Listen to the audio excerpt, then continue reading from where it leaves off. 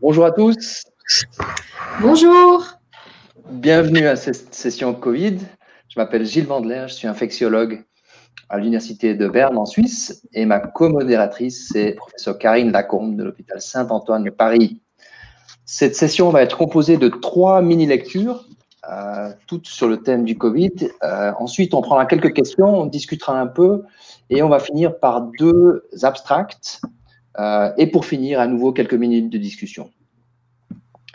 Donc, je ne vais pas perdre de temps, je vais directement commencer et je vais passer la parole à Karine Lacombe. Karine Lacombe est donc professeure en maladies infectieuses à l'hôpital Saint-Antoine de Paris. Elle s'est pendant longtemps occupée du VIH et des hépatites virales jusqu'à ce qu'elle soit prise, comme beaucoup d'autres, par le Covid. Et donc, je pense qu'elle a passé ces derniers mois à s'occuper plus de Covid que d'autres choses. Et c'est donc aujourd'hui qu'elle va nous parler de Covid, une maladie chronique.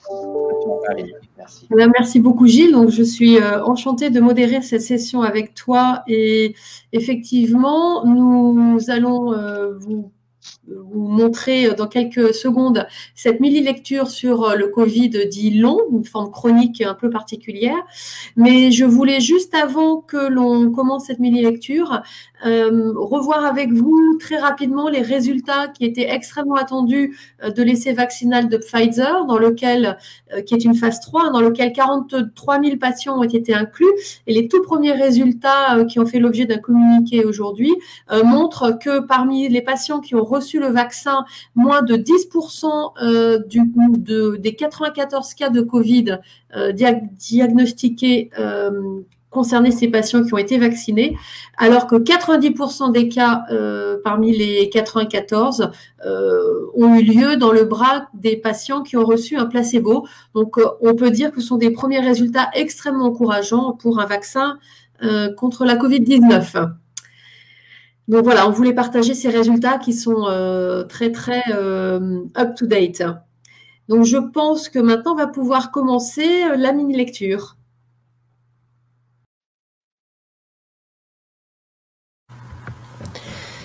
Bonjour, je suis Karine Lacombe et je vais aujourd'hui vous parler de la Covid-19 dite chronique. Quelles approches thérapeutiques? Voici mes liens d'intérêt au 9 novembre 2020. Et avant toute chose, je voudrais vous rappeler quelques éléments de la virologie fondamentale du SARS-CoV-2 responsable de la maladie dite Covid-19. Comme vous pouvez voir sur ces deux panels, sur le panel A, il y a des particules virales dans des cellules épithéliales humaines, et dans le panel B, au niveau des têtes de flèches, vous pouvez voir des particules virales dites extracellulaires, au niveau des flèches, des inclusions cellulaires des composants viraux, et au niveau des triangles, les cellules ciliées de l'épithélium du nasopharynx. Le SARS-CoV-2 est donc un bêta-coronavirus avec 4 gènes, SEMN, un complexe réplicase, ORF1AB, et plusieurs gènes qui codent pour des protéines non structurelles. Il est composé d'un ARN simple brun.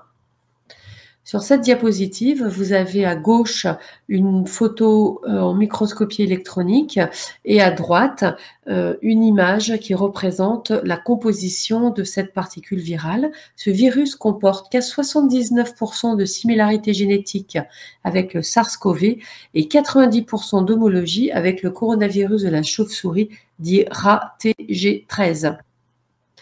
Voici sur cette diapositive le chronogramme de l'infectiosité. 3 jours avant l'expression des symptômes, les personnes infectées sont contagieuses et le pic de charge virale se situe entre 2 et 3 jours avant le début des symptômes et peut aller jusqu'à 3 à 5 jours après le début des symptômes. Le 5e jour représente le point en deçà duquel s'effectue la majorité des infections secondaires. Le 10e jour est à peu près le dernier jour auquel le virus peut être cultivable chez les personnes qui ont une maladie modérée ou peu symptomatique. Le 15e jour, c'est la date à partir de laquelle la probabilité d'avoir un virus cultivable chez les personnes présentant une infection sévère ou chez les immunodéprimés est possible dans moins de 5% des cas. Et au 20e jour, c'est la plus longue durée d'infectiosité qui a été mise en évidence par culture. En revanche, le virus peut encore être présent jusqu'au 90e jour, mais ce virus n'est pas transmissible. L'incubation est donc en moyenne de 5 jours avec un minimum de 2 jours et un maximum de 7 jours. Et l'ARN peut persister moins de 3 jours avant l'expression de symptômes jusqu'au 6e jour. Cette diapositive vous rappelle les signes cliniques précoces qui sont maintenant bien connus. 64 à 80% des patients vont présenter une congestion navale, un catarrhe nasal, une anosmie, une agusie, avec des céphalées dans 20% des cas, une toux sèche dans 60 à 80% des cas, parfois une rhinopharyngite, 10% des cas. La dyspnée est très prévalente, 53 à 80% des cas. La fatigue peut être présente dans 38% des cas. La fièvre accompagne la COVID-19 dans 90% des cas et 15 à 44% des patients peuvent présenter des myalgies et des arthralgies. Il existe des signes digestifs à type de nausées et diarrhée dans 15 à 39% des cas. L'histoire naturelle de la COVID-19 s'explique par la succession de 3 stades. Un stade 1 qui est dit l'infection précoce, un stade 2 qui est dit l'infection pulmonaire et un stade 3 qui est appelé phase d'hyperinflammation. Ces 3 phases s'accompagnent de signes cliniques et de signes biologiques bien différents. Et à côté de ces 3 phases, eh bien, il y a des manifestations extrapulmonaires rapportées sur cette diapositive d'ordre neurologique, rénal, hépatique, gastro-intestinale, cardiaque, endocrine ou encore dermatologique, avec un phénomène de thromboembolisme qui peut être très prévalent. Et il a été estimé que 17 à 35% des patients peuvent passer en réanimation pour une défaillance respiratoire ou multiviscérale, avec une intubation d'un ordre variable de 30 à 90% en fonction des séries, une insuffisance rénale dans 10% des cas nécessitant une dialyse, une insuffisance hépatique dans 20% des cas, un trouble de la coagulation dans 10 à 25% des cas et un choc septique dans 6% des cas. Ce dont je vous ai parlé jusqu'à maintenant représente la forme dite plutôt classique. Il a été décrit depuis le début de la COVID-19 de façon rare, mais tout à fait visible, une forme dite chronique qui représente une entité assez complexe. Nous avons rapporté dans un article publié dans Blood au mois de septembre les caractéristiques de 17 patients qui s'inscrivent dans cette forme dite chronique. Ces patients avaient en moyenne un âge de 58 ans, ils étaient plus fréquemment de sexe masculin et beaucoup présentaient des pathologies malignes, dans 88% des cas, à type de lymphome, à grandes cellules B, des lymphomes du manteau, des lymphomes folliculaires ou encore des leucémies ou syndrome de Richter, des lymphomes de la zone marginale ou des macroglobulinémies de type Waldenström. Parmi les patients ne présentant pas de maladies hématologiques, c'était soit des scléroses en plaques, soit des déficits humains communs variables. Un grand nombre de ces patients avaient une chimiothérapie à base d'un médicament anti-CD20 à type de rituximab. Vous voyez ici que la plupart de ces patients avaient une forme modérée ou sévère, mais non critique, de Covid-19 et surtout, un grand nombre de patients étaient en échec d'un traitement antérieur, soit par corticostéroïdes, soit par hydroxychloroquine, tocilizumab, remdesivir ou lopinavir-ritonavir. Et un point extrêmement important, c'est le temps entre le début des symptômes et la prise en charge thérapeutique qui était très long, donc de 56 jours, d'où le terme de forme Covid chronique. Alors, quel était l'enjeu thérapeutique pour ces patients ? Eh bien, c'était de restaurer une réponse anti-SARS-CoV-2. Effectivement, ces patients avaient une hypogammaglobulinémie profonde avec en médiane 3,5 grammes par litre, une absence de lymphocytes B circulant chez 16 patients et une réponse cellulaire T qui restait effective et très spécifique du SARS-CoV-2 sans croisement avec les autres coronavirus, comme vous pouvez le voir sur cette technique ELISpot qui a été effectuée chez 3 patients. Cette diapositive vous rapporte les différentes stratégies thérapeutiques qui sont actuellement utilisées dans la COVID-19. Celle qui a donc apporté les résultats les plus prometteurs chez les patients avec une forme chronique, c'est cette immunisation passive, donc avec du plasmate convalescent, donc qui consiste en un transfert passif d'anticorps anti-SARS-CoV-2. Les mécanismes d'action potentiels de ces anticorps anti-SARS-CoV-2 sont de 4 types. Tout d'abord, une neutralisation des virions présents dans le sang, une virolyse anticorps dépendant, une présentation d'antigènes anticorps médiés et une cytotoxicité elle-même anticorps médiés avec une apoptose par attraction des cellules NK. Alors, le plasma est bien sûr une technique qui est très ancienne et qui a permis de guérir ou de prévenir de nombreuses maladies. Il faut savoir que le plasmate convalescent a permis à Adolf von Behring de recevoir le prix Nobel de médecine, le premier prix Nobel de médecine en 1901.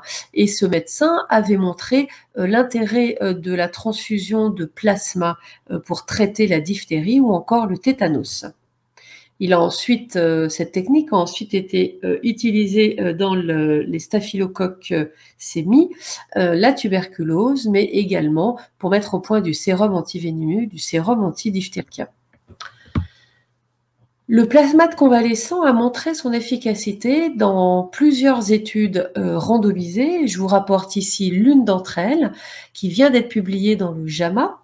Donc c'est une étude qui a montré l'évolution de la COVID-19 après transfusion de plasma chez 2 groupes de patients qui ont été soit traités par du plasma, soit qui ont reçu un standard de traitement au moment de l'essai, donc le meilleur standard de traitement au moment de l'essai. Et ce que vous voyez sur l'image incrustée sur cette diapositive, c'est que chez tous les patients, de façon globale, il n'y avait pas d'efficacité, mais quand on faisait la différence entre une pathologie sévère et une pathologie critique, la pathologie sévère, c'est le grave B, c'est-à-dire des patients sous oxygène, mais qui ne sont pas en réanimation, et bien là, il y avait une efficacité significative en termes de survie, alors que chez les patients qui étaient en réanimation, c'est la figure C, il n'y avait pas d'efficacité du plasma.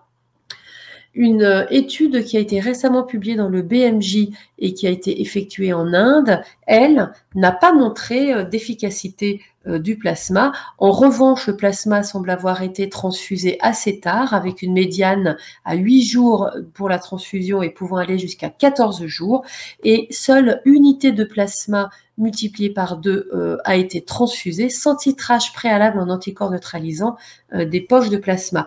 Et dans les analyses supplémentaires qui ont été effectuées dans cet essai, le titrage a été effectué de façon postérieure à l'essai et la plupart des poches qui ont été transfusées avaient un titre très faible, voire nul, en anticorps anti-SARS-CoV-2. Il faut tout de même savoir que dans les critères secondaires dans le bras plasma, il y a eu moins de fatigue et de dyspnée à J7 et un plus grand taux de clairance virale analysé par PCR dans le nasopharynx.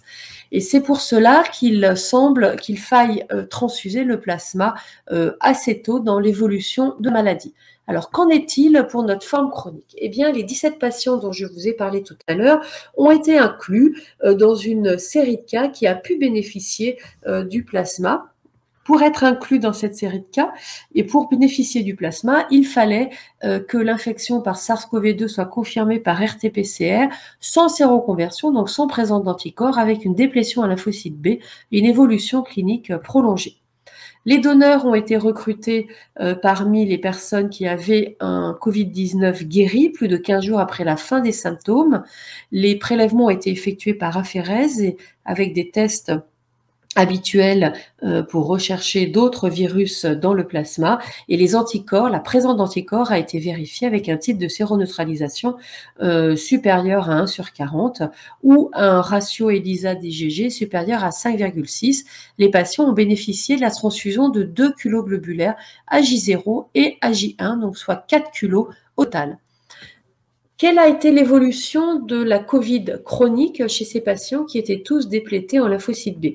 Eh bien, sur le plan clinique, aucun effet indésirable n'a été rapporté et tous les patients ont eu un bénéfice clinique, sauf un.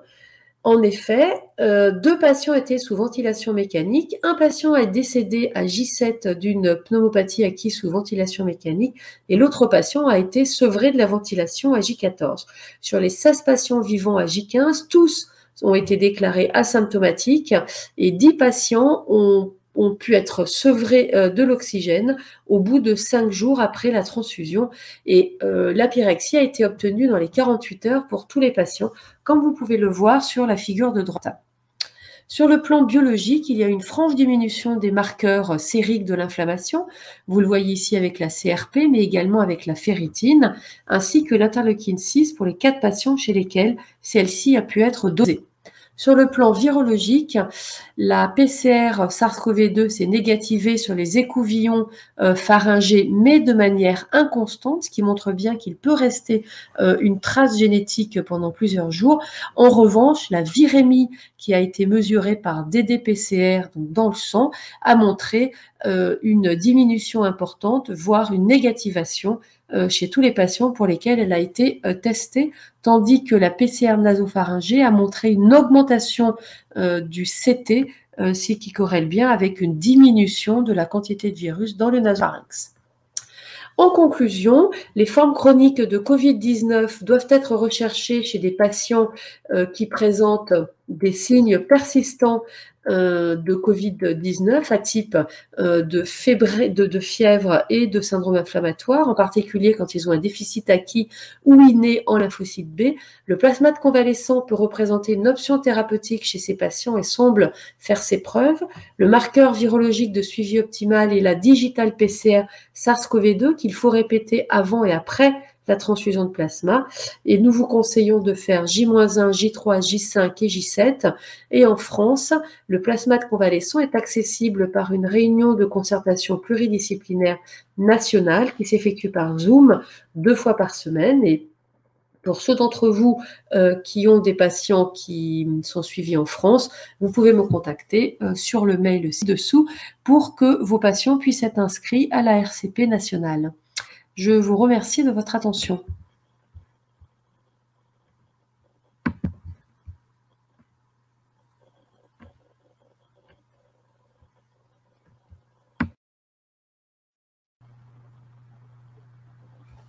Voilà, merci beaucoup Karine pour cette magnifique présentation. Je te laisse la parole pour l'introduction de la prochaine présentation. Oui, absolument. Donc, nous sommes très heureux de maintenant accueillir Amélie Guillot. Donc, Amélie Guillot, qui travaille à Paris, va nous faire le point sur Covid-19. Est-ce une maladie immunologique? Donc, Amélie.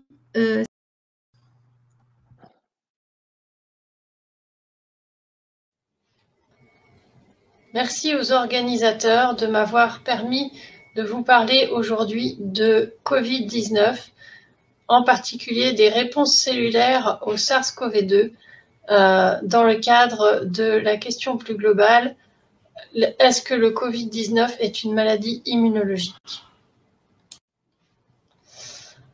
Assez rapidement, au cours de la pandémie de Covid-19, il a été décrit qu'il existait au cours des formes les plus sévères de la maladie, une lymphopénie qui était constante ou en tout cas présente dans 80% des cas des patients hospitalisés. De même, il existait une relative augmentation du taux de polynucléaires neutrophiles dans le sang périphérique. Et ceci a donc conduit à la description d'un ratio neutrophile sur lymphocytes élevé chez les patients les plus sévères. Au cours des formes graves, nous avons eu l'opportunité d'étudier chez des patients hospitalisés en hospitalisation standard, sous oxygène, des cas qui présentaient une lymphopénie périphérique. Et ce que l'on a pu remarquer, c'est que la lymphopénie portait sur toutes les sous-populations lymphocytaires, à la fois sur les lymphocytes T CD3+, sur les lymphocytes CD4, sur les lymphocytes CD8, sur les lymphocytes NK, mais aussi sur les B, avec une prédominance de la lymphopénie sur les CD4 et sur les B, avec un ratio CD4-CD8 qui était abaissé chez les patients hospitalisés pour Covid par rapport aux donneurs sains. Cette observation a été faite également chez les malades hospitalisés en réanimation, avec une diminution à la fois du taux de lymphocytes global, mais aussi des lymphocytes NK, B, T, CD4 et CD8. En revanche, chez les patients convalescents, il existe une restauration de cette lymphopénie et les numérations CD4, CD8 ne sont pas différents chez les sujets convalescents par rapport aux sujets sains.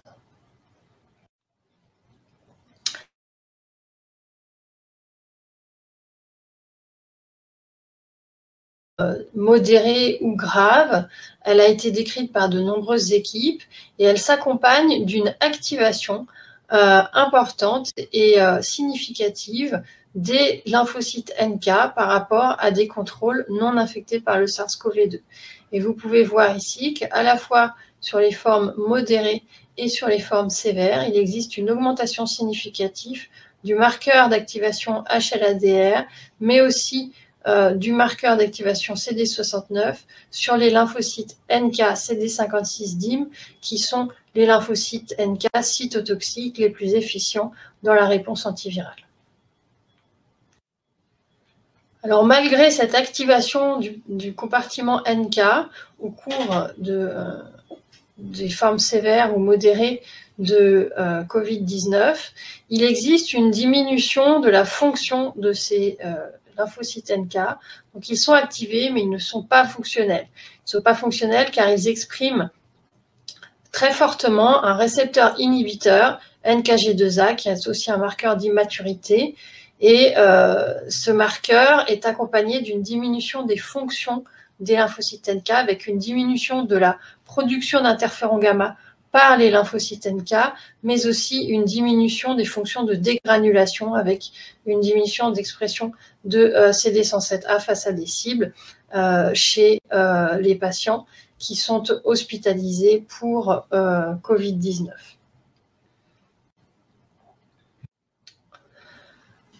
Après la résolution de la maladie, ce qu'on observe, c'est une restauration de la lymphopénie, mais il persiste de manière assez importante une activation du compartiment T, en particulier CD4 et CD8, et on peut observer une augmentation de l'expression des CD38 et de HLA-DR chez les patients qui sont en rémission de Covid-19. Et également, une autre observation qui a été faite dans ce travail, c'est que plus le Covid-19 est grave, plus le score SOFA est grave, et moins il va y avoir d'expression de marqueurs d'activation. Tout se fait comme s'il y avait une sidération du système immunitaire au moment des formes les plus sévères, avec une lymphopénie très importante, mais aussi un défaut d'activation de ces lymphocytes T. En revanche, après la résolution de la maladie, eh bien, il existe une résolution de la lymphopénie, mais persistance d'une activation qui pourrait être reliée également aux symptomatologies prolongées que l'on peut observer chez certains sujets.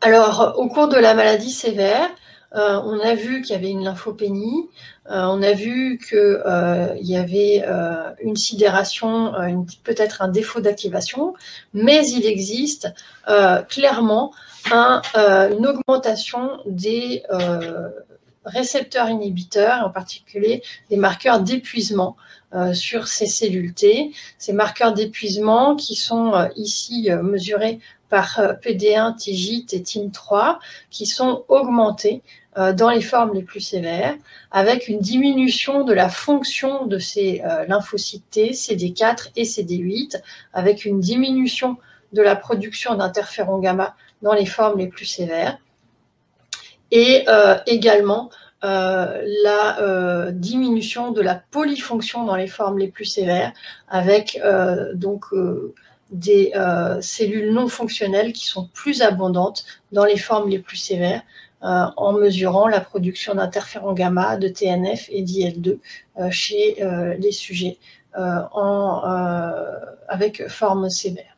Donc, les lymphocytes T, dans les formes sévères, ils sont quantitativement moindres, ils sont épuisés et peut-être avec un défaut d'activation. Alors, lorsqu'on regarde maintenant la réponse T spécifique du SARS-CoV-2 à l'aide de différents tests, ici, c'était un test de cytokine intracellulaire avec la mesure simultanée de l'expression de CD69, qui est un marqueur d'activation.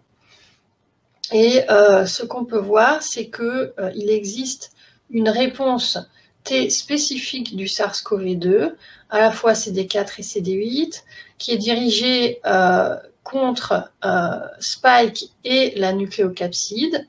Mais cette réponse, elle semble plus importante lorsqu'elle est dirigée contre les grands peptides, des larges peptides restreints par le CMH de classe 2, donc la réponse CD4, qui serait plus importante que la réponse CD8 en réanimation, toujours chez des formes graves de Covid-19.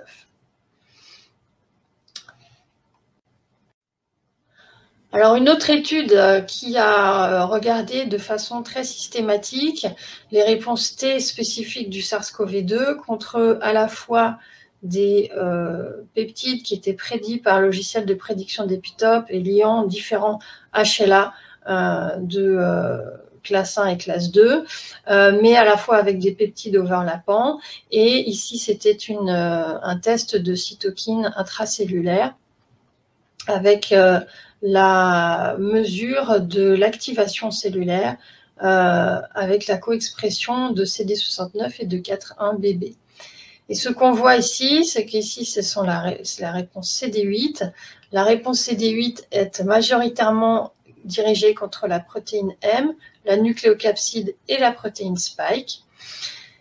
Et il existe quelques réponses chez des sujets non exposés dont les cellules mononucléées sanguines ont été congelées avant l'apparition de l'épidémie et qui montrent des réponses contre différents peptides spécifiques du SARS-CoV-2. Ceci fait dire aux auteurs de ce travail qu'il existe une cross-réactivité liée à la circulation d'autres coronavirus préexistants.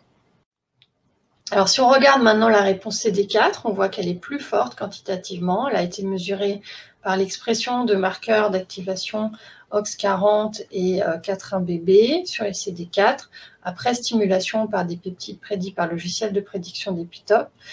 Et la réponse CD4 est plus importante que la réponse CD8. Et là encore, il existe une cross-réactivité avec probablement d'autres virus, puisque des sujets non exposés vont avoir des réponses contre les peptides spécifiques du SARS-CoV-2. Alors, une autre étude qui a été faite de manière très systématique, puisque là, les auteurs ont synthétisé des peptides couvrant la totalité du génome de SARS-CoV-2 et se chevauchant afin de pouvoir lier le maximum de typage HLA possible. Et ce que les auteurs ont remarqué, c'est que là encore, la réponse était principalement dirigée contre la protéine Spike, la protéine M et la nucléoprotéine. Cette réponse était à la fois présente dans les formes modérées, mais aussi dans les formes sévères, avec peut-être même une impression que les réponses sévères ont plus de réponses anti-SARS-CoV-2, de réponses SARS-CoV-2, puisque le nombre de mélanges de peptides reconnus est plus important dans le groupe des Covid-19 sévères par rapport au Covid-19 modéré. Ceci était fait par ELISpot interféron gamma, mais également par cytokine intracellulaire.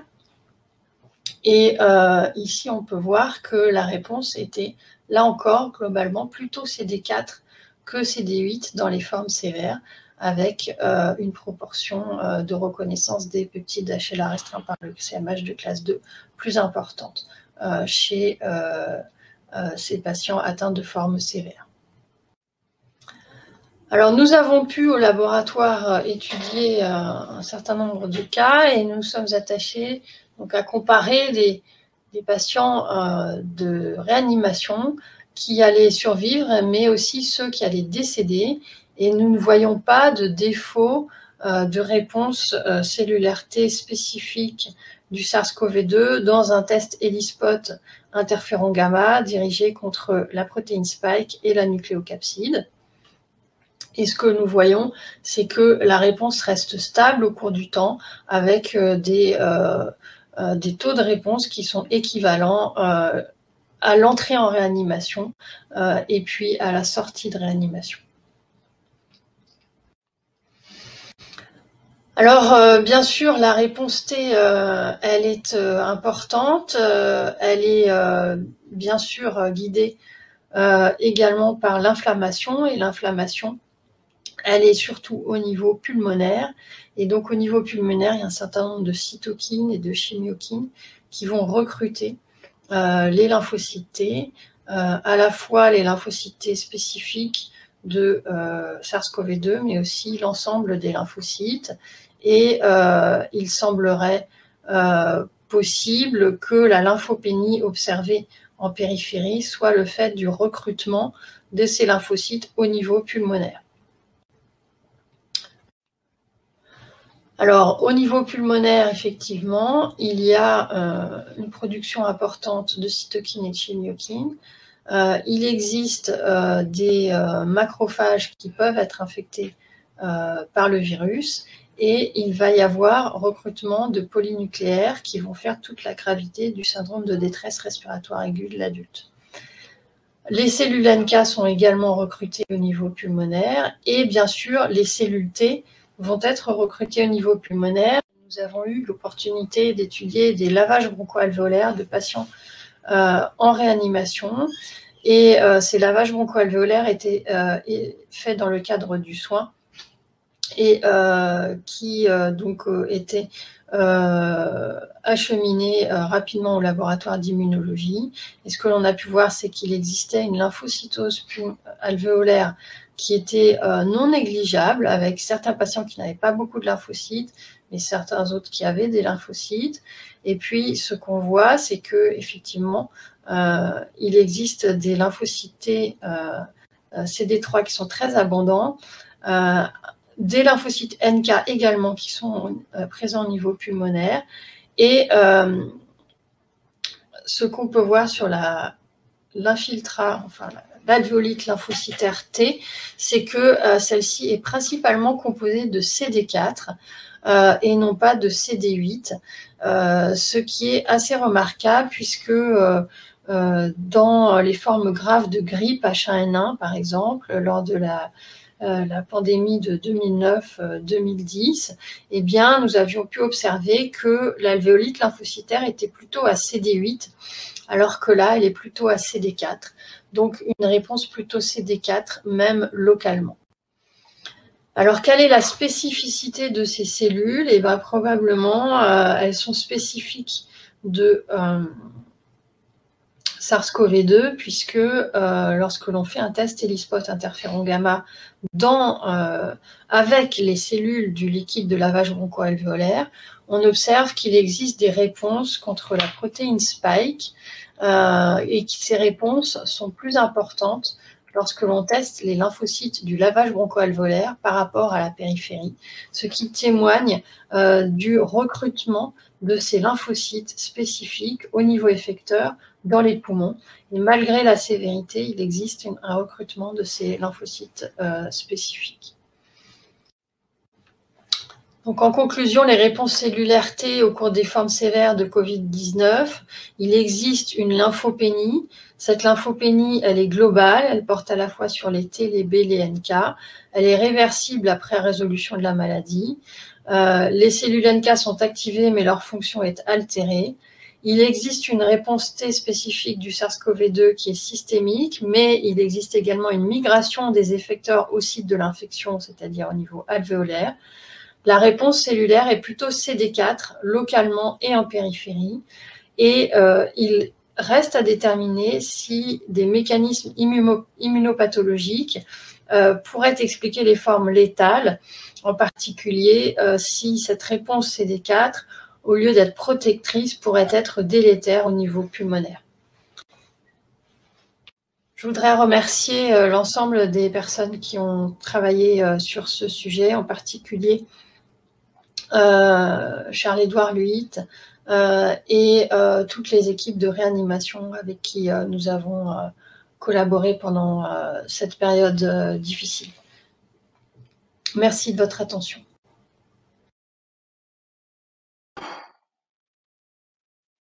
Voilà, merci à Amélie Guillot pour cette excellente présentation.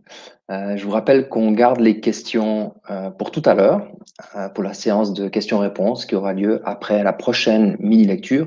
Et n'hésitez pas à nous envoyer vos questions sur le chat. Donc, j'ai le plaisir de présenter la troisième mini-lecture qui sera donnée par le docteur Nafissatou Leye. Nafissatou est chargé de recherche à l'IRSF de Dakar. L'IRSF, c'est l'Institut de recherche en santé, de surveillance épidémiologique et de formation. Après avoir travaillé dans le domaine du VIH, elle a elle aussi pris des tâches liées au management du Covid. Elle est actuellement responsable de la coordination du testing Covid à l'IRSF et est impliquée dans la validation de nouveaux tests Covid au Sénégal. Voilà, Nafissatou, c'est à vous.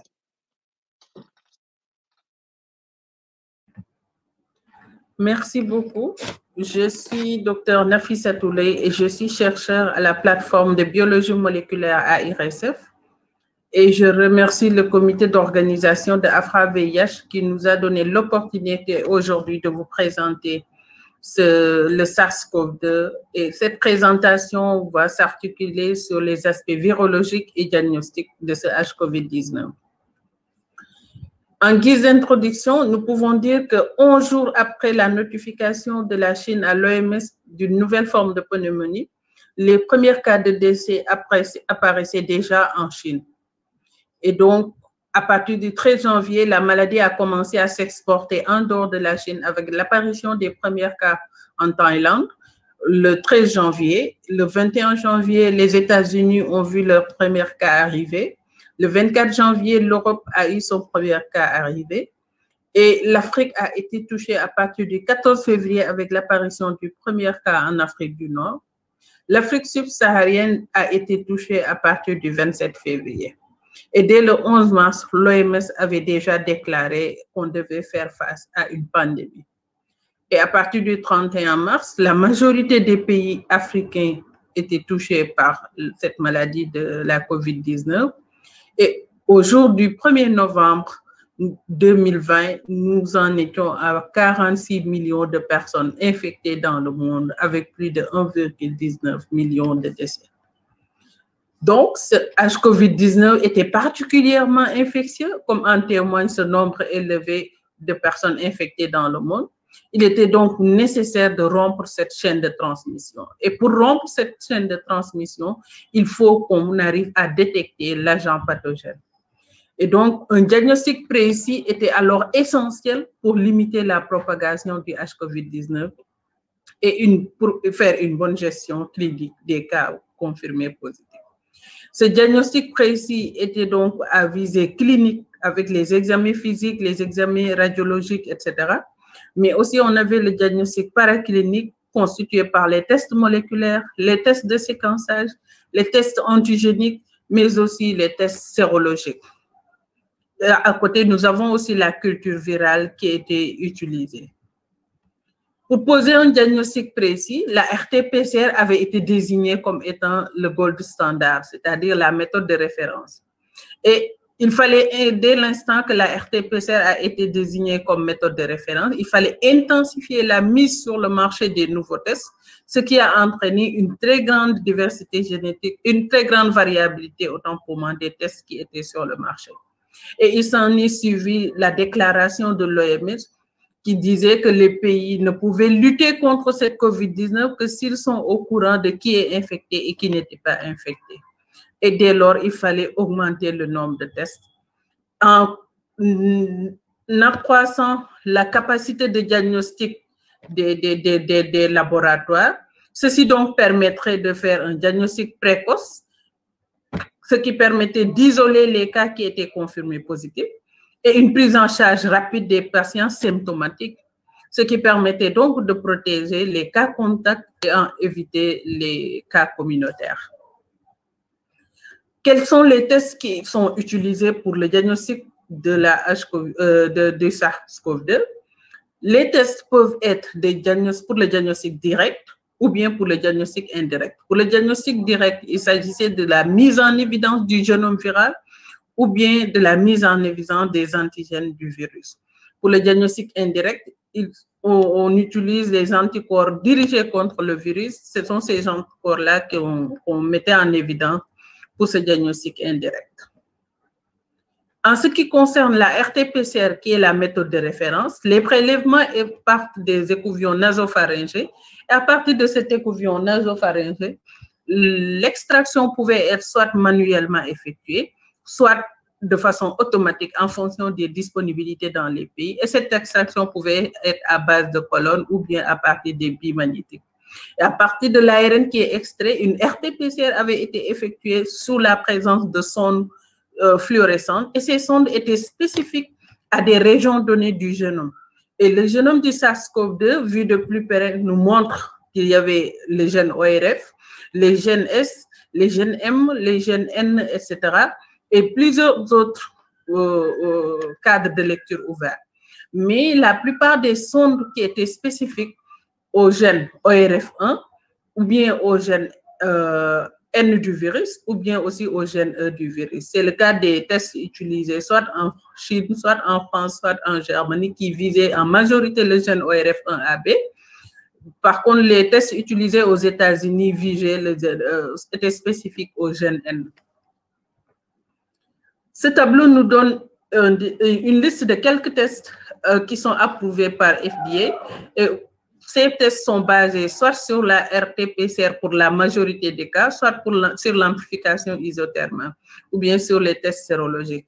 Et en fonction des durées d'exécution, nous avons des délais qui allaient entre 30 minutes à 4 jours pour ce qui est de la RT-PCR. À côté de ces RT-PCR, nous avons aussi d'autres types d'amplification qui sont des alternatives prometteuses à la RT-PCR. C'est le cas de la RT-LAMP, comme Loop Mediated Isothermal Amplification.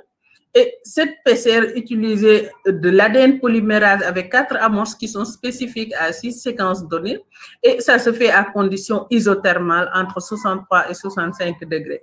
Et durant cette PCR, à chaque fois qu'il y a un DNTP qui est incorporé, la libération d'ions hydrogène permettait de doser par colorimétrie si l'échantillon était positif ou négatif. Et aujourd'hui, plusieurs publications ont montré que cette RT-LAMP avait des sensibilités et des spécificités égales ou même élevées à la RT-PCR. À côté de la RT-PCR-LAMP, nous avons eu aussi la RPA, qui est l'amplification par recombinase polymérase.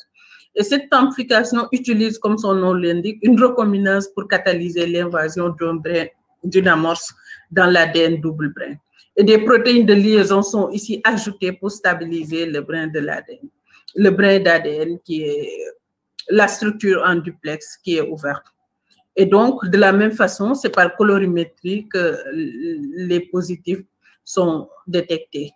Et des groupes de recherche ont montré que l'approche RAMP constituée par l'approche RPA plus l'approche LAM, qui est LAMP, combinée, présentait des spécificités extrêmement élevées et pouvait donc même détecter des échantillons avec des charges virales inférieures ou égales à 0,4 copies par ml. Nous avons aussi à côté les tests antigéniques, et ces tests antigéniques, comme son nom l'indique, ils détectent les antigènes, des antigènes du virus. Et là, sont des tests de diagnostic rapide où le résultat peut être obtenu en moins de 20 minutes. Et c'est des tests qui peuvent être conservés à température ambiante. Et les études effectuées ont montré que des sensibilités varient entre 68 et 97% et des spécificités entre 86 et 100%. Et qu'en est-il des tests sérologiques qui aujourd'hui sont en avènement? Ces tests sérologiques permettent de détecter, comme on l'avait dit tout à l'heure, les anticorps spécifiques au virus SARS-CoV-19. Et donc, ils peuvent être utilisés une semaine après l'infection et c'est à partir du sang total que ces tests sont effectués, ce qui donc était un prélèvement moins invasif que l'écouvillon nasopharyngé. Nous avons donc plusieurs types de tests et ces tests pouvaient être utilisés manuellement ou bien sur version automatique avec des automates. Et les résultats manuels pouvaient être obtenus en 15 minutes. Et donc, selon la Foundation for Innovation New Diagnostic, des évaluations ont montré que des sensibilités variaient entre 45 et 100% et des spécificités entre 96 et 100%. Et donc, ces tests à l'échelle individuelle nous permettaient de savoir qui est infecté et qui n'était pas infecté, mais aussi à l'échelle communautaire, ça permettait d'identifier le degré d'immunité collective dans les populations. Le séquençage est aussi utilisé et donc ce séquençage a été au début utilisé pour confirmer les cas de COVID positifs et la mise à nu du génome a permis le développement de différents tests qui sont basés sur des sondes qui sont spécifiques à des gènes du SARS-CoV-2 ou bien du HCOV-19. Et nous avons si on regarde l'évaluation qui a été faite, les analyses effectuées par le groupe J7, ça nous montre que nous avons une diversité des souches qui circulent et cette diversité est en étroit changement depuis le début de l'infection avec le démarrage avec les souches L et au fur et à mesure, cette souche L a disparu et on a eu les souches G qui sont apparues, les clades en quelque sorte de G qui sont apparues. Et ce clade G s'est subdivisé après en GR et en GH. Autant pour moi. Et sur le plan diversité, répartition des souches, nous avons vu que quel que soit le pays considéré, nous avons une diversité des souches qui circulent dans ces pays-là. Et quelles sont les limites que nous avons avec ces tests de diagnostic? La grande variabilité des performances des tests était une limite parce que cette variabilité dépendait des sites ou des qualités des prélèvements. Ça dépendait aussi des conditions de transport de ces prélèvements, des conditions de manipulation, mais aussi des critères d'interprétation parce que ces critères d'interprétation en fonction des pays pouvaient changer et cela pouvait entraîner une discordance dans le rendu des résultats. Nous avons aussi que dans certains cas, des PCR positifs ne détectaient pas réellement un virus infectieux, ce qui donc rendait difficile la décision de sortie de l'isolement pour les personnes qui étaient positives. À côté, nous avons aussi la variabilité dans les temps de test. Nous avons des tests qui durent entre 30 et 4 jours et plus le temps de test était réduit, les coûts étaient élevés par rapport à ces temps de test. Ça aussi nécessite des équipements spécialisés pouvant entraîner des coûts très élevés aussi. Nous avons aussi la mise en place de solutions innovantes qui faisaient des tests en 5 minutes comme les lampes, les RPA, mais ça nécessitait des réactifs coûteux ou des coûts élevés. À côté aussi, nous avons la stabilité et la compatibilité de l'ARN. Avec la raréfaction des milliers de cultures, des écouvillons pour les prélèvements, les gens se sont empressés à créer des milieux maison, etc. Et dans ces milieux, parfois, il y a eu des problèmes de stabilité de l'ARN ou bien parfois même le milieu utilisé après n'était pas compatible avec la RT-PCR. À côté, nous avons aussi que les résultats de RT-PCR étaient dépendants de l'extraction qui était effectuée en avant. Et des résultats ont montré que certains kits de purification de l'ARN permettaient de réduire de 3C. C'était le résultat du test RT-PCR. Et nous avons aussi des cas de faux négatifs, comme le montre l'étude de Marseille, où un taux de 21% de faux négatifs avait été détecté après culture. Et quels sont les défis et les challenges que nous devons aujourd'hui faire face? Les lacunes sur les dépistages des personnes asymptomatiques qui sont en phase d'incubation, et c'est la même chose que pour les personnes guéries chez qui on doit mettre fin à l'isolement. Les techniques de diagnostic rentables et efficaces et aussi proches des POC changeraient la donne, mais ces techniques-là coûtent de plus en plus cher comparées à la RT-PCR. Les résultats de faux positifs ou de faux négatifs sont aussi des menaces pour la santé de l'individu et pouvaient également perturber l'efficacité des plans d'urgence ou des politiques de santé qui sont mis en place face à cette pandémie de COVID-19. La sécurité et la qualité des diagnostics qui nécessitaient l'identification correcte, la collecte d'un échantillon, les conditions de transport et de stockage. Le diagnostic actuel qui est disponible demande beaucoup plus de travail et de temps. Et des pénuries de kits sont même retrouvées dans certains pays. En termes de challenge, on avait aussi les coûts. Aujourd'hui, nous avons les RT-PCR, certains qui coûtaient déjà cher, mais les nouvelles techniques qui permettent de réduire les délais d'exécution sont des techniques qui coûtent aussi excessivement cher. Si vous regardez ici, c'est le cas des RT-LAMP ou des RPA, ou bien de la rampe qui est la combinaison entre les deux. Plus la technique elle est avancée et plus le coût du test était élevé. En conclusion, donc, nous pouvons dire que la pandémie de COVID-19 a dramatiquement mis en évidence le rôle critique des technologies dans le contrôle des maladies infectieuses.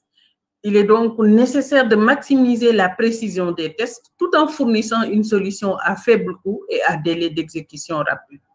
Et le développement de POC et de multiplex en raison des besoins cliniques et de santé publique pour conduire un effort mondial pourrait augmenter la capacité de diagnostic. Mais la vitesse aveuglante de propagation du H-COVID-19, la vitesse aveuglante où le H-COVID-19 s'est propagé, illustre la nécessité de se préparer et d'investir à long terme dans les tests de diagnostic. Et aujourd'hui, il devient plus qu'urgent, nécessaire de développer des algorithmes en fonction de la dynamique de l'épidémie, mais aussi en fonction de la disponibilité des ressources dans les pays. Je vous remercie et je remercie le comité d'organisation de AFRA-VIH à nouveau pour m'avoir donné l'opportunité de partager avec vous ces quelques informations sur le H-COVID-19, communément appelé SARS-CoV-2. Je vous remercie.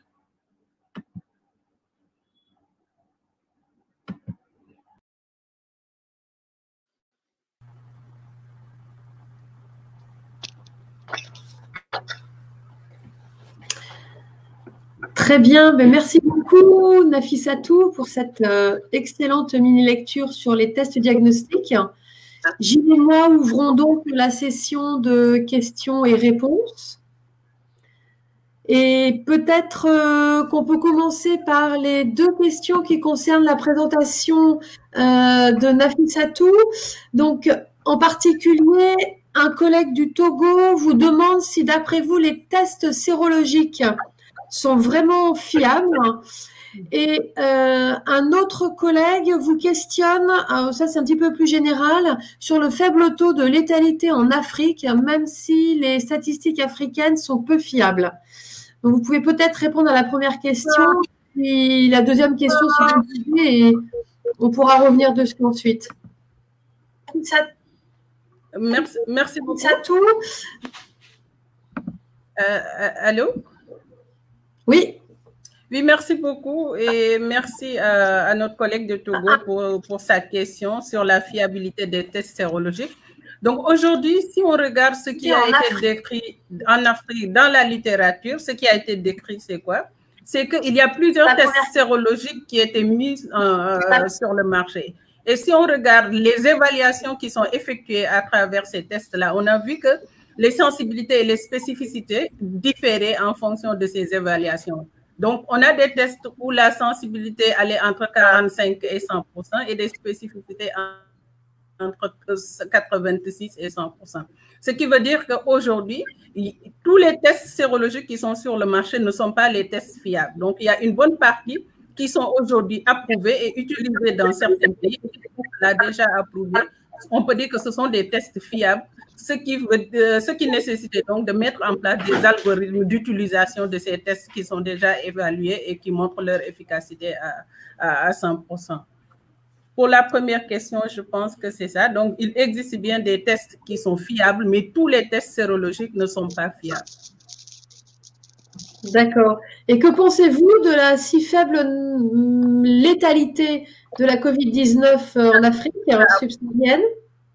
Donc, pour ce qui est de cette létalité, je pense que ça différait en fonction des zones et en fonction des âges et en fonction de l'état physiologique de ces patients-là.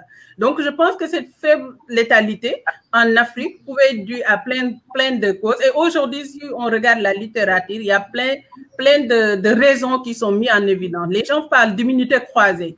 Donc, la plupart, ils ont développé que certains vaccins que les Africains ont eu à prendre, etc., peuvent être à l'origine de cette immunité croisée. Et donc, selon les études qui sont en cours ou selon les évaluations, les gens avancent plus sur cette immunité croisée que sur la chaleur ou la température, etc.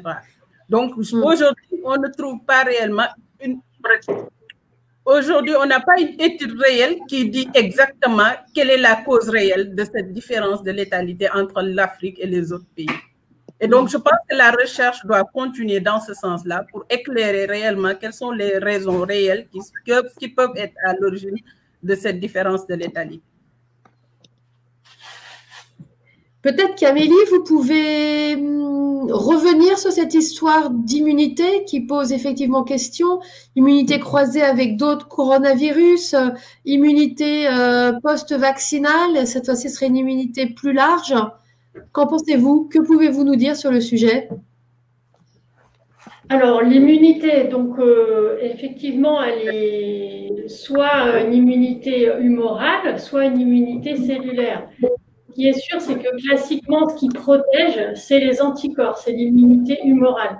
C'est ce qu'on voit d'ailleurs chez les patients qui ont une lymphopénie B, dont vous avez rapporté les cas cliniques, et si on leur apporte des anticorps, ils vont mieux. Après, la réponse cellulaire, elle est là pour aider la production d'anticorps. Donc, elle est là pour… elle est principalement CD4, c'est ce que j'ai essayé de montrer dans la présentation. Et cette réponse CD4, il semblerait que peut-être, effectivement, il y ait une immunité croisée avec d'autres coronavirus ayant précédemment circulé, ce qui favoriserait d'une certaine manière ceux qui auraient déjà rencontré d'autres coronavirus pour les propulser en premier répondeur pour le SARS-CoV-2. Cependant, les données sont quand même très partielles parce que nous avons fait ces tests au laboratoire aussi sur des cellules qui étaient congelées avant l'épidémie, avant la pandémie, et nous avons fait des tests contre les peptides spécifiques du SARS-CoV-2. Et on a vu effectivement qu'il y avait des réponses, mais ces réponses étaient toujours très faibles et pas de fortes réponses. Donc, je suis assez réservée sur cette notion de cross-réactivité par la réponse cellulaire. Après, pour la réponse vaccinale, je crois que de toute façon, il est un petit peu trop tôt pour donner des conclusions. En tout cas, là, il n'y a pas d'élément pour une immunité croisée post-vaccinale pour l'instant. D'accord. Merci beaucoup pour ces réponses. On a d'autres questions, c'est très bien. Il y en a d'autres qui arrivent sur le chat. Une question par Ariel Bellem qui nous demande qu'est-ce qu'on fait si un patient demeure positif pendant plusieurs semaines et qu'il a besoin d'un test de négativité pour voyager? Qui veut répondre à cette question? Nafissatou, Amélie? Un patient qui a un test positif pendant plusieurs semaines et après ça a coupé. Et oui, et du coup, sujet, Voilà, je t'en puisque prie, Karine. les compagnies aériennes demandent un test négatif pour pouvoir prendre l'avion. Or, on sait qu'on peut héberger du virus sans qu'il soit contaminant plusieurs semaines.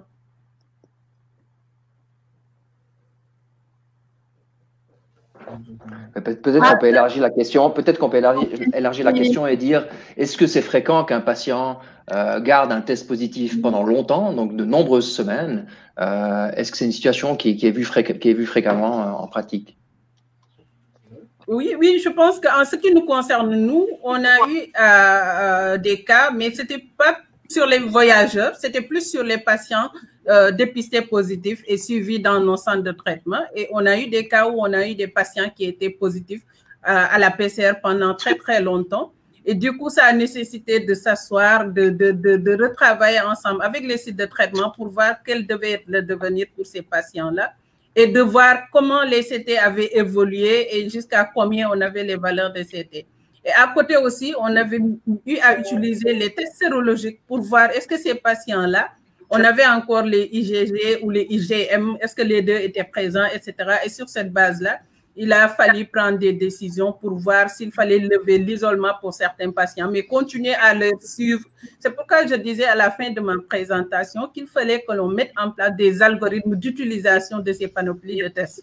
Parce qu'aujourd'hui, sortir un patient de l'isolement ou diagnostiquer les patients asymptomatiques, c'est là où ces questions de tests ont leur importance capitale. Et donc là, s'il y avait des algorithmes qui pouvaient dire qu'à des valeurs de CT égales à 36 ou à 37, avec PCR positif, mais sur des résultats de sérologiques de tel, ces patients-là, on pouvait les sortir de l'isolement, etc.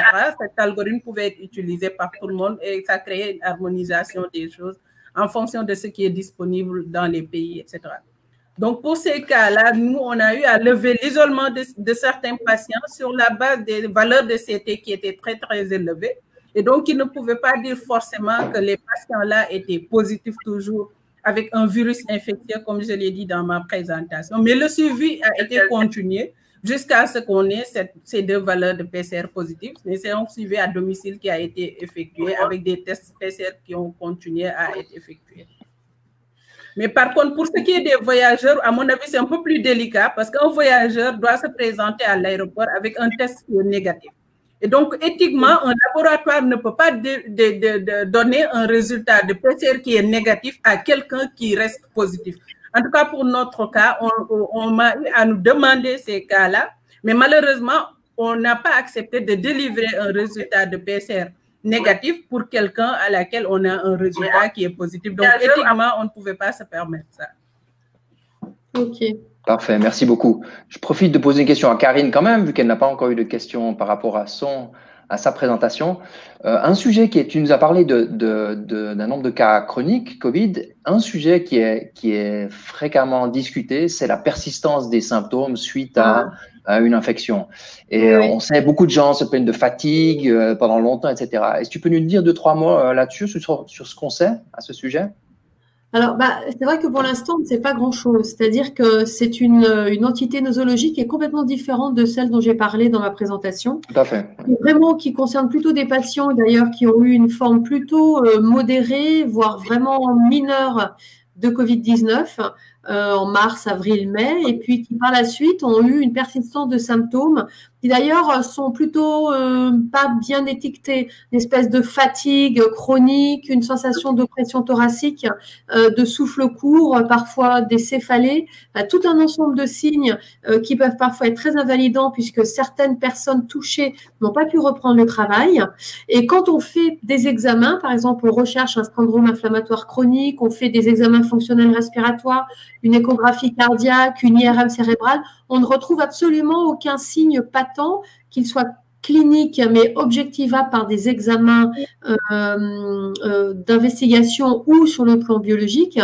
Et certains auteurs avancent le fait que ces personnes pourraient présenter un syndrome de fatigue chronique, comme on a pu le voir avec d'autres virus, et peut-être qu'il y a un mécanisme qui tiendrait d'un syndrome d'activation mastocytaire, donc qui relèverait d'une espèce de phénomène allergique au long cours.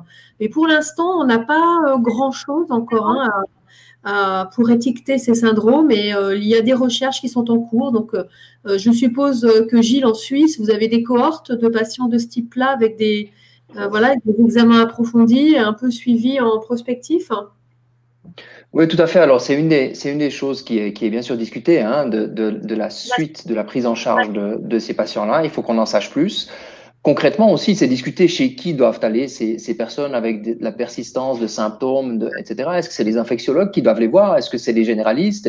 Donc, cette question-là, c'est une question importante, hein. Je ne sais pas comment vous faites à Paris. Chez nous, c'est une question qui n'est pas résolue actuellement. Non, absolument. C'est la même chose chez nous. Alors, on considère qu'ils doivent plutôt être suivis en médecine interne qu'en maladie infectieuse, parce qu'on n'a pas vraiment l'impression que c'est un syndrome post-infectieux. Voilà, ça relève plutôt peut-être d'une maladie de système X ou Y qu'on n'a pas encore bien détectée. Très bien. Eh bien, je crois qu'on va passer à la suite. On aura encore la possibilité de prendre quelques questions après les 2 prochains abstracts.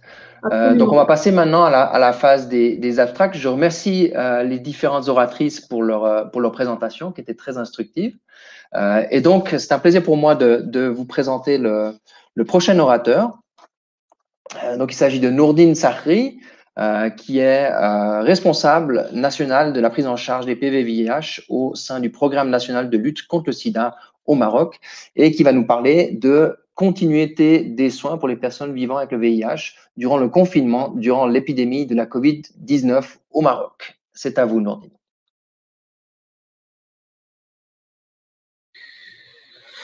Bonjour, je suis Dr Sahri Nourdine. Je travaille dans le programme national de lutte contre le sida depuis 2009, direction de l'épidémiologie, ministère de la Santé marocain.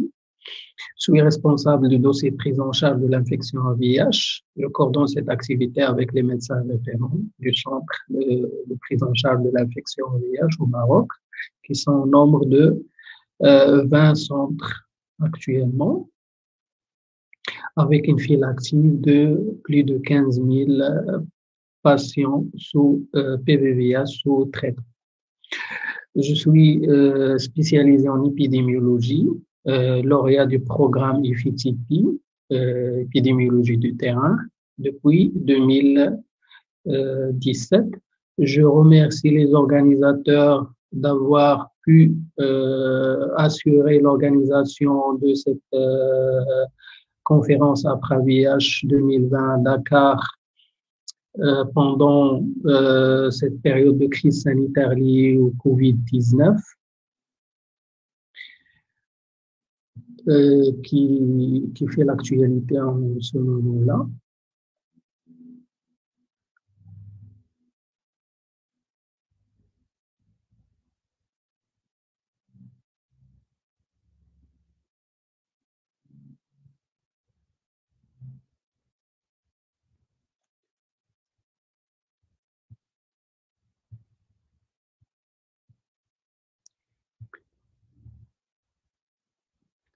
Donc, notre travail intitulé « Continuité des soins pour les personnes vivant avec le VIH durant le confinement lié à l'épidémie de COVID-19 au Maroc ». En guise d'introduction, l'épidémie de Covid a créé des défis spécifiques pour les personnes vivant avec le VIH, notamment l'accès aux antirétroviraux. Le Programme national de lutte contre le sida du ministère de la Santé a mis en place en collaboration avec tous les partenaires institutionnels et communautaires des mesures exceptionnelles pour le maintien de continuité de soins et en particulier l'accès au traitement ARV des PV-VIH. L'objectif de notre étude était de décrire les résultats des mesures prises pour la continuité de soins, en particulier l'accès au traitement, pendant la période de confinement. La méthodologie utilisée, il s'agit d'une étude rétrospective sur une période de confinement organisée au Maroc du 20 mars 2020 au 26 juin 2020. Durant cette période, tous les centres référents ont été dotés en ARV pour une durée allant de 3 à 6 mois, selon les molécules. Les variables collectées sont le mode de dispensation des ARV au PV-VIH, la ville de résidence du PV-VIH, la durée de couverture par les ARV dispensés et le protocole thérapeutique dispensé au PVVH. Ces données collectées entrent dans le cadre des procédures exceptionnelles de dispensation des ARV élaborées par le ministère de la Santé, en concertation avec tous les partenaires institutionnels et communautaires. Une analyse descriptive des données de la dispensation a été effectuée par le biais de logiciel EpiInfo.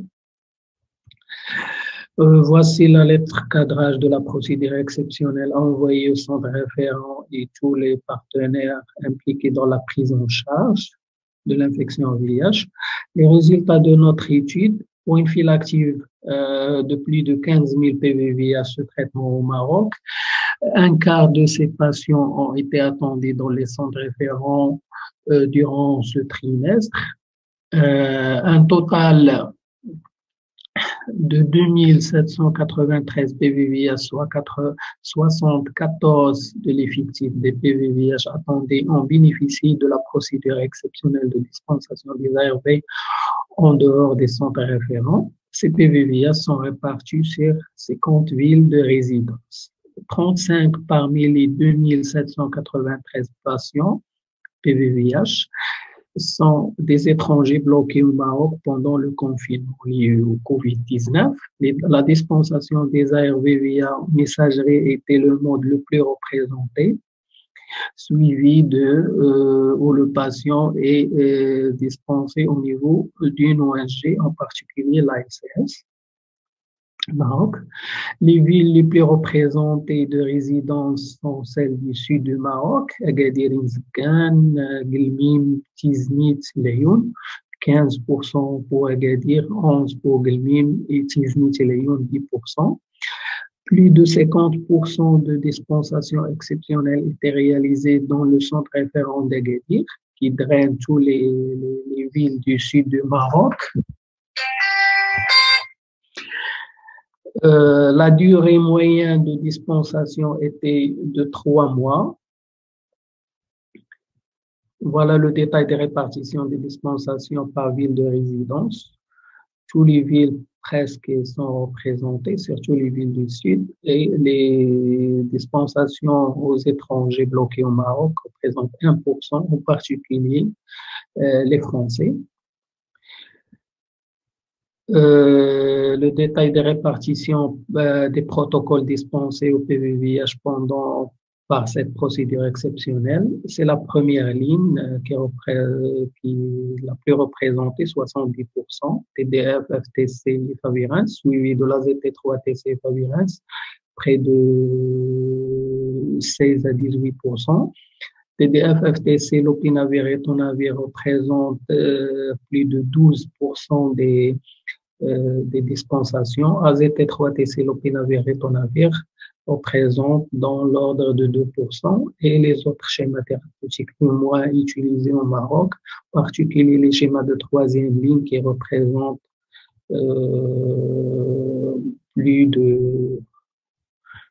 moins de 1%.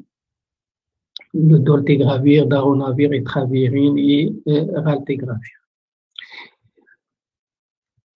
La conclusion de ce travail, les résultats de notre étude ont permis de disposer des données factuelles sur la continuité des soins et en particulier l'accès au traitement ARV, y compris pour les étrangers bloqués au Maroc pendant la période de confinement liée à la crise sanitaire COVID-19 au Maroc. Merci de votre attention. Ce travail a été réalisé en collaboration de notre équipe au niveau du programme national de lutte contre le sida, avec la responsable Dr Btissam Khoudri et les cadres Rachid Mchelhi et Khadija Belbachir pour tout ce qui est lié aux logistiques pharmaceutiques et dotation en ARV, chapeauté par notre directeur Mohamed Youbi, directeur de l'épidémiologie et lutte contre les maladies, et en concertation, en coordination avec le point focal prise en charge de l'association de lutte contre le sida Maroc. Et merci à vous.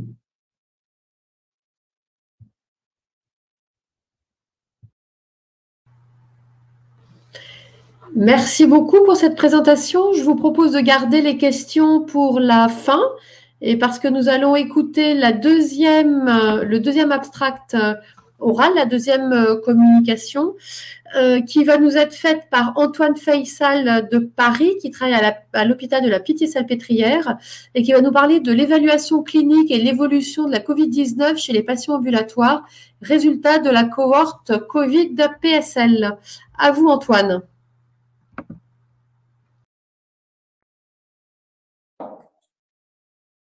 Bonjour, je voudrais tout d'abord remercier le comité de la FRAVI pour avoir accepté notre abstract pour une communication orale. Je vais vous présenter maintenant notre étude intitulée « Évaluation clinique et évolution du COVID-19 chez des patients ambulatoires, résultat de la cohorte COVID-PSL ». Comme vous le savez tous, le COVID-19 est une infection hétérogène en termes de présentation clinique, sévérité et évolution. Selon l'OMS, plusieurs formes existent: la maladie bénigne, la forme modérée, la maladie sévère et l'état critique. Concernant les formes non sévères prises en charge en ambulatoire qui constituent la majorité des patients atteints du Covid, environ 80%, des études récentes ont montré que 2 tiers de ces patients présentent des symptômes jusqu'à 2 mois après l'infection. Au mois de mars, à Paris, l'accès aux soins était limité dans un contexte de confinement, de déplacement limité, de contagiosité de la maladie, de l'isolement des patients atteints, de l'anxiété des patients de venir consulter à l'hôpital et par le manque de moyens de protection, notamment les masques. Face à cette situation, une plateforme appelée Covidom a été mise en place le 9 mars 2020 pour le suivi des patients à domicile atteints de Covid-19. Le site de service de maladies infectieuses de l'hôpital Pitié-Salpêtrière était un site pilote. Les patients, après avoir été suspectés ou diagnostiqués de Covid-19, sont inscrits dans cette plateforme par leur médecin traitant. Les patients répondent à des questionnaires journaliers concernant leurs symptômes et une prise de signes vitaux journalière est aussi renseignée. Suite à ces paramètres, un système d'alerte permet d'orienter via un centre téléphonique les patients soit vers le SAMU, soit vers un médecin référent, soit vers les urgences de l'hôpital. À noter qu'en l'absence de signes d'alerte, les patients ne sont pas contactés systématiquement. C'est pour cette cause, à la Pitié-Salpêtrière, on a mis en place une consultation téléphonique hebdomadaire systématique pour ces personnes atteintes de Covid-19 confirmées ou suspectées. Je vais vous présenter dans cette slide la méthodologie de notre cohorte. C'est une étude cohorte prospective monocentrique ayant comme objectif évaluation de la présentation clinique et l'évolution de la maladie Covid-19 chez les patients pris en charge en ambulatoire. Les patients inclus sont des adultes symptomatiques ayant un Covid-19 virologiquement confirmé, pris en charge initialement en ambulatoire, enregistrés dans la base de données Covidom-PSL, ayant donné leur consentement. Le suivi a été réalisé par des consultations téléphoniques à J0, J7, J14, J21 et J30, puis J60 si persistance des symptômes. Le J0 étant défini comme le début des symptômes. Le critère d'évaluation principal était le taux de guérison complète à J30. Une guérison complète étant définie comme l'absence de symptômes durant au moins 2 jours. Les critères d'évaluation secondaires sont les suivants. Taux de guérison complète à J60, la présentation clinique à J0, J30 et J60, l'évolution des symptômes, un critère virologique, notamment la CT, la proportion de patients hospitalisés, la proportion de rebond clinique, étant définie comme une réapparition des symptômes après une guérison complète, et une évaluation des facteurs associés à une guérison tardive au-delà de 30 jours a été réalisée. Sur les 671 patients suivis à domicile entre le 10 mars 2020 et le 18 mai 2020, 242 patients ont été exclus, la majorité pour un Covid non confirmé, et 429 ont été inclus dans notre analyse. On voit dans ces tableaux-là les caractéristiques des patients à l'inclusion. L'âge médian était de 41,6 ans. C'était majoritairement des femmes, 72%, et majoritairement du personnel de santé, 72%. Le nombre de symptômes médians à J0 était de 4. La confirmation du diagnostic du Covid était majoritairement réalisée par une PCR, 96%, avec un délai entre J0 et la PCR médian de 3 jours. Sur le site de la Pitié-Salpêtrière, sur les 412 PCR réalisés, 260 ont été réalisés avec une technique gène-ECOBAT-CT qui permet la quantification indirecte de la charge virale en utilisant le nombre de cycles qui est inversement proportionnel à cette dernière. L'ACT médiane de notre population était de 25,8. La majorité des patients avaient une charge virale moyenne, 42,3%. 25% avaient une charge virale basse et 32,7% avaient une charge virale élevée.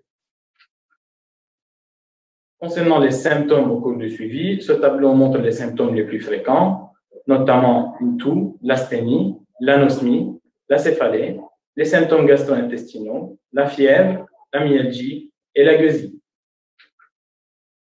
Concernant la présentation clinique à J0, on remarque sur cet histogramme que les symptômes les plus fréquents étaient une toux, 57%, une myalgie, 55%, la fièvre, 55% et la céphalée, 53%.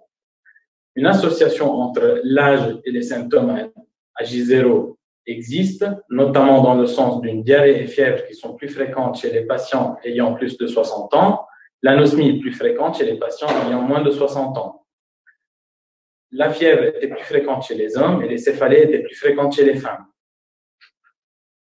Concernant l'évolution des principaux symptômes, on remarque sur cette courbe que l'anosmie, la gueusie et l'asthénie apparaissent principalement entre J0 et J7, et c'est eux les symptômes qui persistent le plus à J30. On a suivi nos patients par des téléconsultations. Le nombre médian de téléconsultations par patient était de 4, avec un délai médian de suivi de 27 jours. 5 patients ont eu un rebond clinique, avec un délai de rebond de 8 jours. 4 patients ont été hospitalisés. La probabilité de guérison a été analysée avec une courbe de Kaplan-Meier qui montre un taux de guérison à J30 de 56,6% et de 85,6% à J60. Le délai médian de guérison était de 27 jours. Les symptômes persistants à J30 et J60 sont montrés dans cet histogramme. On note qu'à J30, l'asthénie, l'anosmie et la gueusie étaient les symptômes les plus fréquents, et à J60, c'était l'anosmie, la gueusie et la dyspnée.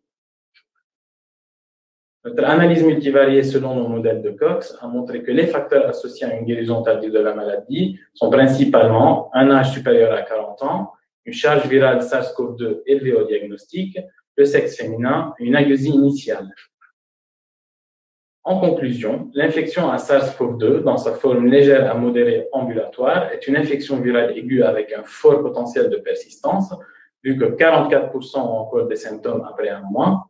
La charge virale initiale, l'âge, le sexe féminin et une agueusie initiale sont les facteurs de risque de persistance des symptômes. Un suivi à long terme semble nécessaire et adapté pour cette population.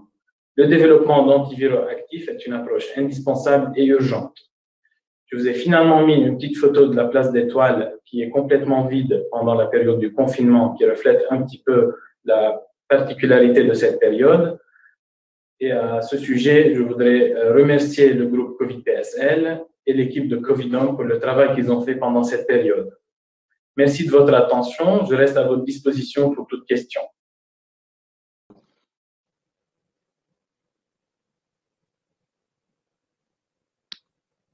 Voilà, merci à tous pour vos présentations. Nous attendons encore Nourdine, on ne le voit pas, mais je pense qu'il est là. Donc, merci à tous pour vos présentations très intéressantes. Voilà, Nourdine, on le voit aussi. On a quelques questions sur le chat. Une première question pour Nourdine. Est-ce que durant l'apparition du Covid, il y a eu des co-infections VIH et Covid? Nourdine, est-ce que vous avez une idée des co-infections VIH-Covid au Maroc? Oui. On a recensé des cas de co-infection VIH-Covid-19 du fait que nos cliniciens ils sont en même temps des médecins responsables de prise en charge Covid. Et donc, de ce fait, les centres de prise en charge VIH ils sont en même temps impliqués dans la prise en charge Covid. Dans la période liée à cette étude, qui est de 26 de mois mars au mois de juin, pendant le confinement, on a recensé un nombre de 15 co-infectés dans les centres de prise en charge. D'accord, merci beaucoup. Très bien. Peut-être juste pour continuer avec vous, moi, ce que j'aurais aimé vous demander, c'est, on a toujours un petit peu peur quand les patients ne peuvent pas venir régulièrement prendre leurs médicaments, qu'ils soient perdus de vue et qu'ils ne prennent plus leur traitement. Est-ce que vous avez essayé d'évaluer cela pendant cette durée un peu particulière au Maroc? Est-ce que vous avez des données concernant le nombre de patients qui auraient pu être perdus de vue pendant cette période-là? Je pense dès le départ, on a réfléchi à faire la prévention. On sait bien que avant d'organiser le confinement, on sait bien que les patients, on a des patients qui vont pas avoir ni les moyens, pour arriver au centre référent. C'est pourquoi dès le départ, on a programmé cette procédure et on a impliqué les ONG. Parce que eux, ils ont plus de maniabilité et ils ont accès aux patients, surtout les patients de population clé. Et donc, c'est pourquoi on a organisé ça. Et comme on a expliqué dans la présentation, c'est que il y a des patients qui sont toujours, ils ont arrivé au centre référent. Là, c'est pas notre cible de cette procédure, mais il y a des patients, soit on envoie les dispensations à leur maison, soit via les ONG, par messagerie ou par tous les moyens. Et il y a des patients où un de l'entourage vient dans une ONG pour récupérer les médicaments. Je pense l'évaluation on n'a pas fait, mais je pense maintenant on a fait, c'est-à-dire par rapport aux données à fin septembre 2020, on a les mêmes inclusions d'habitude. Normalement, au Maroc, on a une inclusion annuelle de 1200, 1300 jusqu'à 1500 PVVH dans les centres référents. Et donc, jusqu'à le 3e trimestre, on est à 1002 inclusions au niveau de tous les centres. Ce qui est étonnant, je pense, on n'était pas impacté. Je pense que l'impact, parce que il y a les activités de dépistage, ils ont été très impactés par le Covid. On peut avoir l'impact sur 2021, mais je pense selon les données qu'on a, tirées de dispensation de médicaments, des ARV, on a maintenant, on était à fin décembre 2019 à 15 049 et à fin septembre 2020, on est à 16 057. Donc, plus que 1000 inclusions pendant ces 3 trimestres. Pour creuser dans l'évaluation, on va la faire après parce que par rapport à la situation au Maroc, on est maintenant toujours dans cette situation qui n'est pas stable par rapport au cas Covid. Et donc, on va la faire, mais grosso modo, je pense que les données de prise en charge, ils ont pas été impactés. Je pense qu'on a les mêmes, comme j'ai dit, les mêmes chiffres qu'on enregistre chaque année. Bonne nouvelle. Merci beaucoup. Peut-être une question pour Antoine. Vous avez montré que certains des symptômes sont plus fréquemment observés longtemps après l'épisode aigu. Hein. Vous avez parlé de la gueusie, de ces différentes choses-là. J'imagine que vous avez regardé plus loin aussi, pas seulement à 1 mois, mais plus loin. Est-ce qu'on a une idée du nombre de personnes qui gardent ces symptômes, que ce soit le problème de goût, mais aussi la fatigue et autres, sur plusieurs mois après le premier épisode? En fait, dans notre service, on a aussi organisé une consultation qu'on a appelée post-Covid. C'était pour les patients qui avaient des symptômes après 1 à 2 mois de leur infection, même plus, voire 3 et 4 mois. Et c'est un sujet dont ma collègue, elle est en train de travailler là-dessus. Elle pourra peut-être nous donner plus d'idées, mais il y a pas mal de patients. On a vu à peu près une centaine de patients qui avaient encore des symptômes qui duraient à peu près 3 ou 4 mois après la première infection et les premiers symptômes. Effectivement, il y a beaucoup, surtout c'était des asthénies, et plutôt des dyspnées et des tout. Mais il y aura ma collègue qui va potentiellement finir son travail. Magnifique. Une question liée à ça peut-être. Est-ce que j'imagine que vous avez continué à recueillir les signes et les symptômes des personnes dans cette deuxième vague également. Est-ce qu'on a une idée s'il y a une différence dans la présentation clinique des patients, mis à part l'âge, il y a 6 mois et maintenant? Est-ce qu'on remarque quelque chose de différent? Bon, on n'a pas trop fait la différence. C'est plutôt, on les voit plutôt moins à l'hôpital, ces formes, puisque les critères d'hospitalisation ont un peu évolué. Avant, on hospitalisait toute personne symptomatique ou pas devant une PCR positive, et là, ça a un peu évolué. Les gens sont un peu plus gérés en ambulatoire, et nous, les formes qu'on voit à l'hôpital, c'est plutôt les formes qui ont besoin d'oxygène et qui ont besoin d'être à l'hôpital. Les formes ambulatoires, on les voit un peu moins, et on a arrêté notre consultation hebdomadaire et appelé les patients. Ça se fait un peu moins, donc je ne suis pas capable de vous répondre à cette question. D'accord. Très bien. Ben, merci beaucoup à vous tous. On doit clore la session. On est arrivé au bout de notre... Merci à vous tous. C'est une session très, très intéressante. Nous avons parlé d'aspects cliniques, nous avons parlé de différentes formes de l'infection aiguë chronique, nous avons parlé d'aspects immunologiques, pour finir ensuite avec quelques idées et quelques impressions par rapport à l'impact que cette pandémie a eu sur la prise en charge des patients infectés par le VIH. Voilà, je vous souhaite une bonne fin de journée, une bonne suite de conférences et à tout bientôt. Merci, au revoir.